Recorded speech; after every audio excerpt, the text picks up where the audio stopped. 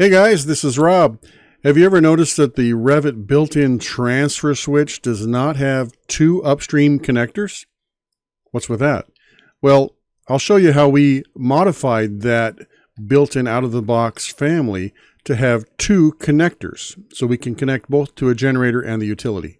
Let's get right into it.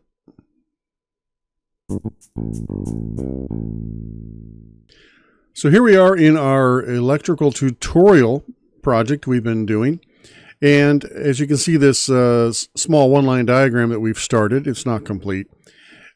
I've gone ahead and added diagrammatically a generator feeding a transfer switch. Of course, it has a utility feed as well, and then the load of that transfer switch feeds our panel E, which is our emergency panel. So this is roughly what we're looking for, but we need to model that within our electrical model and get it connected logically to our electrical system. So let's see, what we have is our electrical room over here, and we have a generator room over here. So I've already brought this transfer switch in. Let me show you how it works in the model. Then I will show you how we actually edit and customize that family. So what we have here under electrical equipment, automatic transfer switch, I'm going to bring in the 100 amp version and hit the space bar to swing that around, and I'm going to put it over here for now. And I'm going to give it a name like any other piece of electrical equipment. Under panel name on the right, I'm going to call this ATS, since we only have one automatic transfer switch. And I'm going to also tag that. You may notice also, if you've ever looked at Revit's built-in transfer switch, it has ATS just written in text right on it. I got rid of that. I prefer to just label this. And then I need an emergency panel, so I will just go over to my panel 1B, which is already set up for the right voltage. I'm going to create similar, and let's place that electrical panel for now somewhere like right here, and it's touchy. And I'm going to change that to a 100 amp main lug only panel and give it a panel name of E for emergency. Simple as that. Let us tag this with an E. So there's our pieces. Now we need to logically connect them. The way we do that is using our power button. So let's start at the bottom. Panel E, we hit the power button. We want to connect it to the ATS. So ATS is here. So that is connected, and it will be shown as E, and I like to put in here panel E, make it a little more descriptive. I'm not worried about the rating on this because in the ATS we use a switchboard schedule that does not have the breaker size or frame size mentioned. We let our one-line diagram explain the sizing. So panel E is enough. And then I need to connect this ATS to two upstream, as you recall, two upstream connections, both a utility connection to my panel MDB and a generator connection to my generator. Now, I realize now that I don't even have a generator in this project, in the model. So we need to do that also. Now, what I do for a generator is use a switchboard type of family. Now you can get fancy and get actual 3D generator type models if you like, or families. I have done that before, but I use the switchboard right now because it has the electrical characteristics that I need, and I can actually size it to a rectangle similar to my size of my basis of design generator, for example. But anyway, let's go ahead and do that here. So we're going to go to a switchboard representing this generator because I really just need to have the generator be connected to my transfer switch. So I'm going to put this right here I can easily go through and change dimensions on this to match a generator. For now, I'm just looking at the electrical connections. So this generator, let us make sure we have the proper distribution. It is 122.08, so we can connect that to our 208 system. So now we have the generator installed. We're not going to worry about physical dimensions at this point. We're just trying to deal with the electrical connectivity. So how do we do that? If we click on generator, hit the power button, that is to connect to an upstream source. We don't want that with a generator because the generator is a source. So we don't need to connect the generator upstream to anything. We need to connect its downstream piece to it. The downstream piece, per our one-line diagram, is this ATS, automatic transfer switch. It connects upstream to the source generator, and it connects upstream to the MDB. So what we need to do is connect the ATS upstream. So click on the ATS. You will see you have the power button. Click on power, and you have two connectors. So we want to connect this connector to the generator to the actual generator itself. So up here under panel, we want to find the generator, and that's applied to the generator. And the load name is ATS. Okay. Escape out of that. We also want to connect it. Here's the power button again. So we're going to connect the other connector to the MDB. Power, MDB. That's applied. So now that ATS is connected to multiple sources. Now let's just verify that. And this is how you can deal with it. If something goes wrong, you can take a look. So click on ATS, click on electrical circuits. On the left, you'll see system selector. I do wish it was more descriptive. It just says numbers 1, 1, 5. Well, what does that mean? Well, this first one, if you select that, you will see over here on the right that that's the panel E connector. So that's actually a downstream connector. If you connect on the next one, it'll say we're connected up here to panel gen. This is the generator upstream connector because their load is ATS.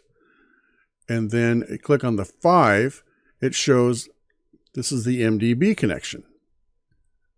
ATS is the load. So that verifies that everything is connected properly.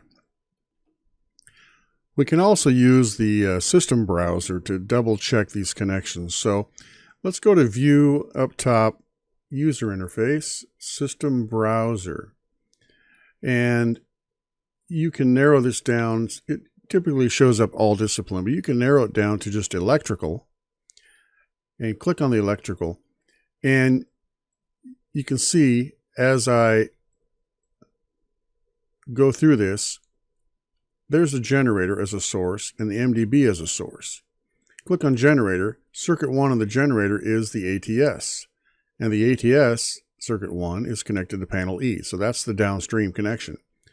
But we also see on the MDB, the main panel, we have a number of things connected to panel 1A, panel 1B, the meter center, MC1, and then 4, it doesn't have any downstream devices.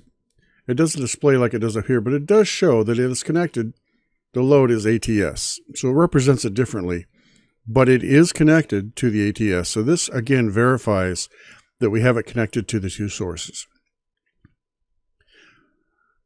So what that means is if we put load on panel E, it will be reflected both in the ATS, but it'll also be reflected upstream to the MDB and the generator. So we will have load summaries for our main panel and for the generator, for sizing the generator. So let me show you how that works. Let's connect the load to panel E. These guys, if I tab into the circuit, electrical circuit, I can change it from panel 1A to panel E. So panel E, okay? It automatically, of course, reflects because it's tagged with a smart tag. Same with this receptacle. I need to tab to get into the electrical circuit, change it to panel E as well.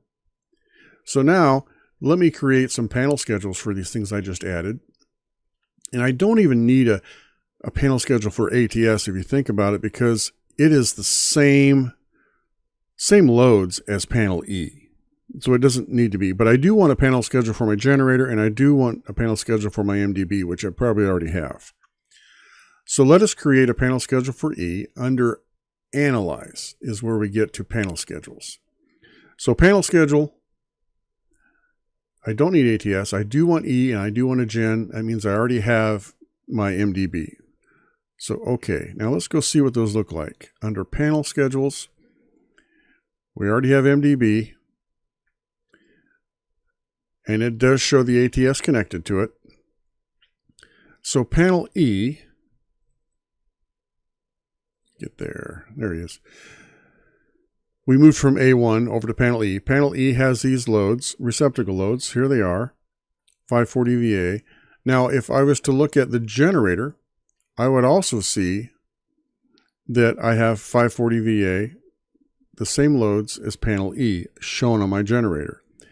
They're also going to be shown, now we have other receptacles, but they're also in here. And I'm going to move this up one. So this shows that you can have one load, a receptacle, applied to two different load summaries. You don't have to create that second load summary, for example, in Excel or add it up by hand. It does it all within. So that's a very powerful, type of family. So now I'll also show you how we edited this family.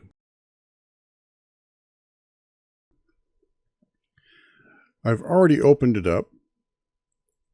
This is the built-in automatic transfer switch family that comes with Revit. And as you can see, it has some geometry. It has conduit connectors, if you want to model some conduit connections. And it also has this guy here, which is an electrical connector. Now over here, I believe it came out of the box as unbalanced. I like to make all of my three-phase, multi-phase loads balanced. So I changed it to balanced. It has a number of poles, it has a voltage, and it has a load classification. These are grayed out because they are mapped, if you will, to actual family type parameters. So in the family type, all these other parameters that comes with it, if you look here, we have, they call it switch voltage, which is the voltage of the switch, the transfer switch, number of poles, and load classification. This other voltage is just some kind of a text, which we don't need. And we don't need a wattage because this doesn't have a load. So these three parameters are mapped from the electrical connection. Well, we need to add another electrical connection so that we can have another source. The way we do that, go to Create, Electrical Connector right here. And we need to put that into our family somewhere. I like to put it on a work plane.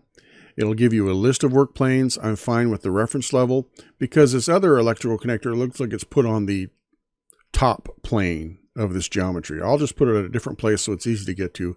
I'll put it on the reference level. So it ends up down here. So this electrical connector, as you can see, it comes in unbalanced. I need to make it balanced.